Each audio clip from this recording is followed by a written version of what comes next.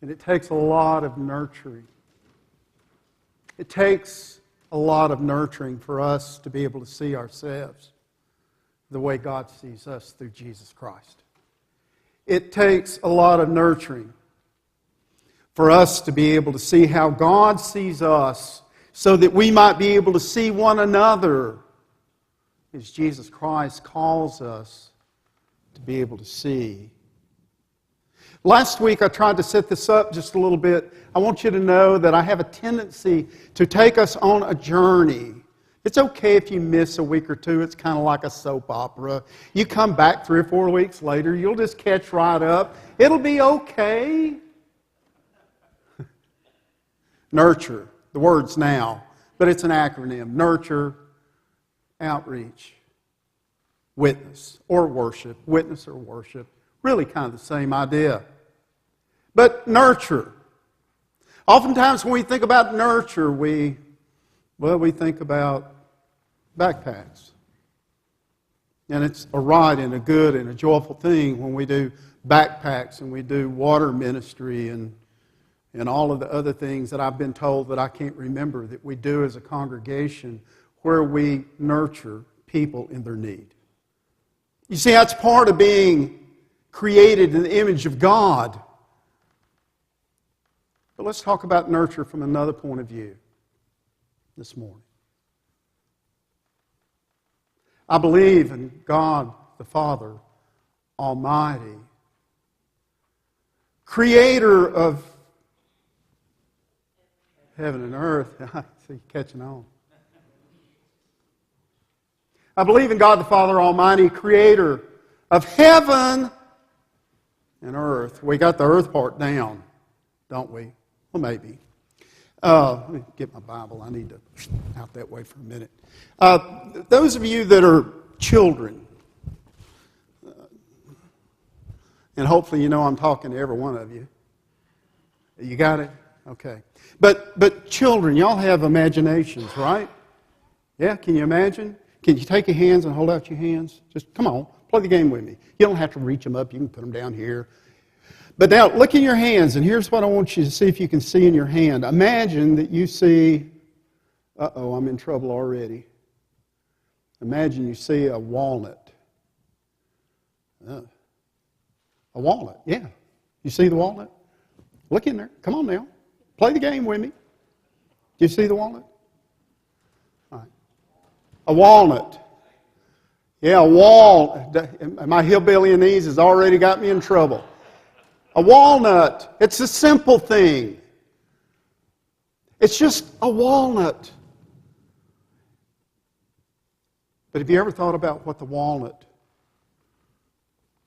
contains? Yeah, we've broken it open and we eat the nut that's on the inside. And don't you? I love walnuts. Do you like walnuts? Yeah, I do too. But here's what a walnut has inside it. An entire forest. Have you ever thought about that? Have you ever thought about that one nut, one walnut contains a whole forest because, well, I shouldn't have to explain it. The walnut will become a tree and the tree will produce more nuts. Right? It'll produce more nuts, that's right. That's exactly right. It's a walnut, that's right. It's marvelous. We all must become like the little children because they know more about worship than old guys like me. All right? But the walnut contains a whole forest. We believe in God the Father Almighty, Creator of heaven and... But notice something about how God created the earth. God created the earth just like God created the walnut. It's all in that walnut. It's abundant. It's abundant. There's more than we would ever need. God gives with an abundance. And we know that, don't we? Look at how we display that. Y'all are going to do it here. We're going to do it together here in a little while. I actually paid attention to my marching orders as much as I didn't want to. Did you hear me? As much as I didn't want to, I did not bring a dish to the covered dish meal because you asked me not to. But you see, I love to cook and I love to be a part. And so, you're going to have a hard time in the future. I'll cook. If you don't like my cooking, that's okay. God gives us an abundance, and there'll be an abundance in the back. We know how to give good gifts. This is what Jesus is trying to teach us. That we know how to give good gifts. We know how to feed our children. Dennis, we're gracious enough that we will collect and we will give. That's the image of God, giving to the community, to people that we don't even know.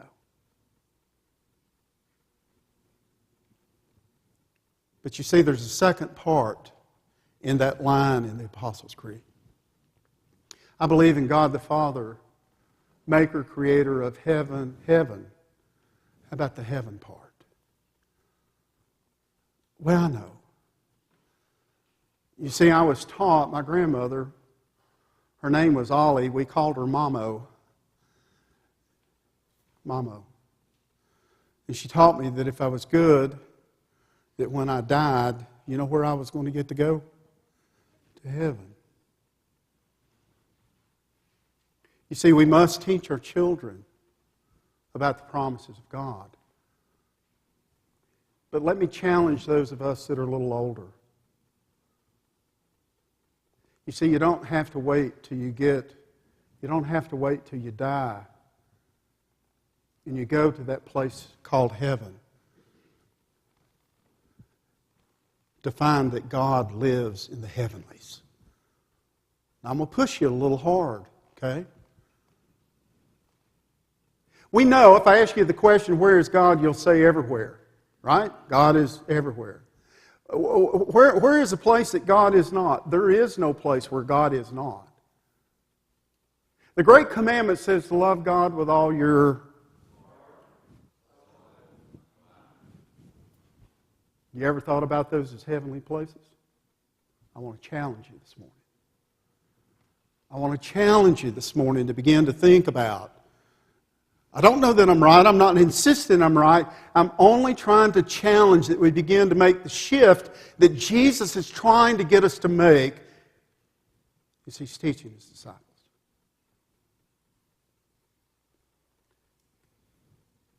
Love the Lord your God with all your heart. That's your feelings, emotions. You mean the good ones? Yeah. How about the tough ones? Yeah. Yeah, Mom. Isn't that right? Was it your son? Who's your son that's headed off for training and has left some children grieving at home? You ask for prayers because there's grief. But you also follow it up by saying that there's a joy there.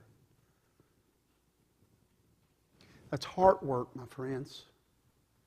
And that's different than the stuff of the world. We've got the stuff of the world down, and for the most part, we really do know how to share it.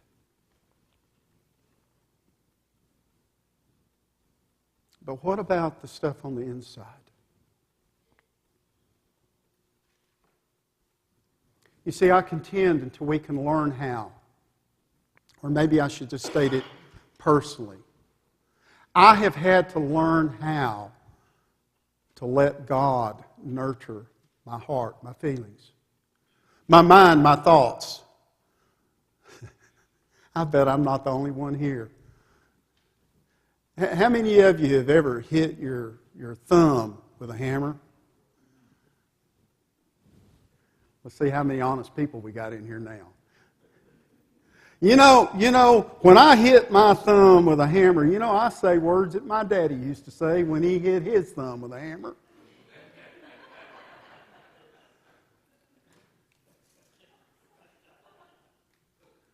Why are y'all laughing at me?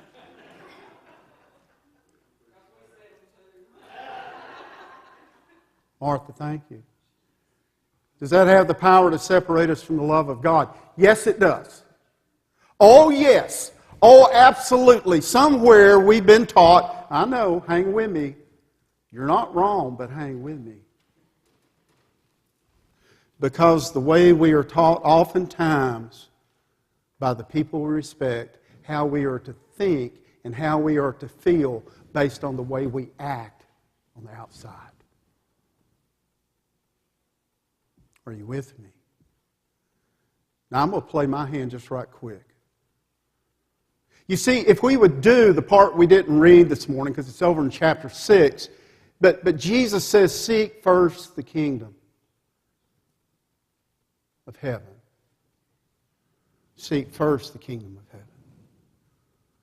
He's told us right before that in a parable, he says, why are you so concerned? Why do you worry? Is not the body, come on guys, is not the body more than clothing?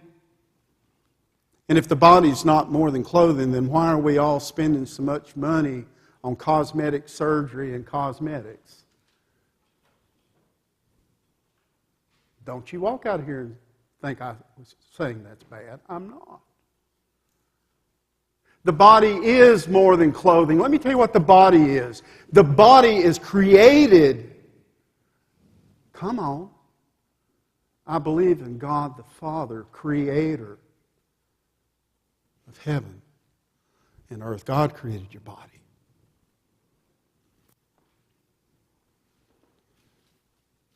But He also put inside your soul a heart that has feelings and emotions. And we have a way, don't we? We step on each other's feelings and emotions, don't we? And when it has the power to separate us from one another, and it does, it has the power to separate us from one another, and it does, doesn't it? But it does not have the power to separate us from God. But how do we learn that?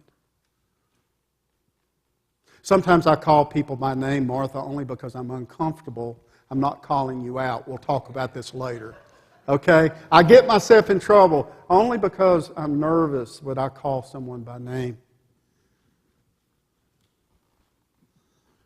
Here's what I'm after. Anytime anybody tells you, like I did with y'all this morning, see, I put you on a guilt trip this morning. I said, don't let me mess up again, and you bought right in it. Darling, you can't make me mess up. I do it on my own. And it's not your fault. It's never your fault.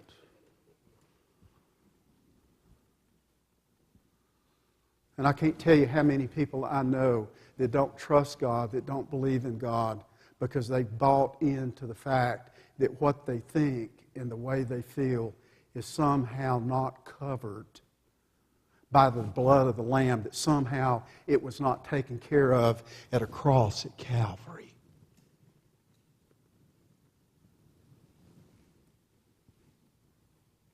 I believe in God the Father Almighty, creator of heaven and earth.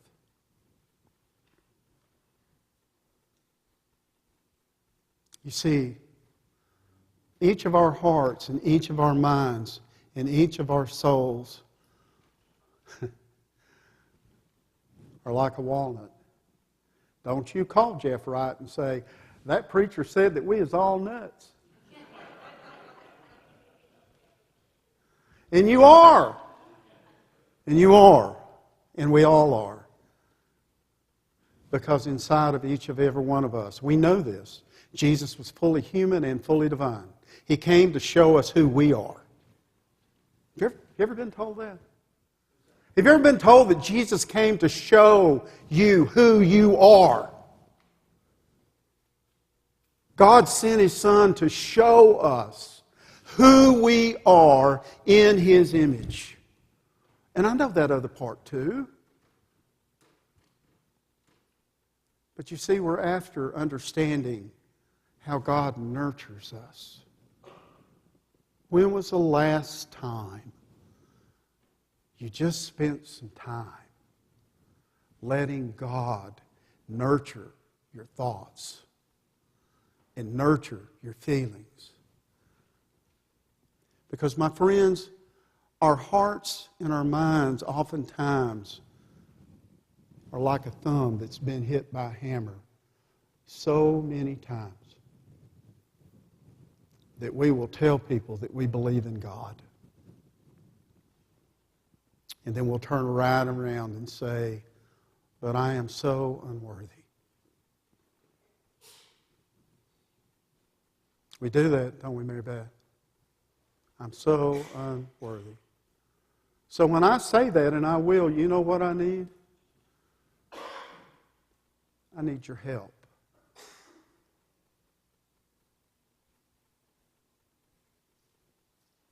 How could you help me? Oh, it's simple. It's simple. Would you remind me that God so loved the world that He gave us the gift of His Son?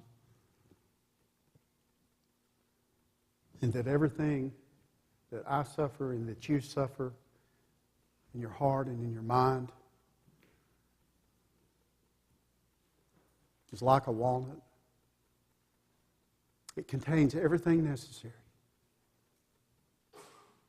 Yes, it really does. It contains everything necessary to save our soul. That's a nurturing God.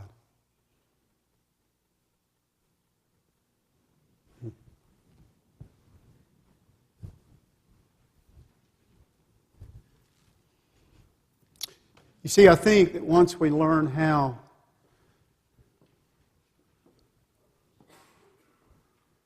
to let God nurture our hearts and our souls and our minds,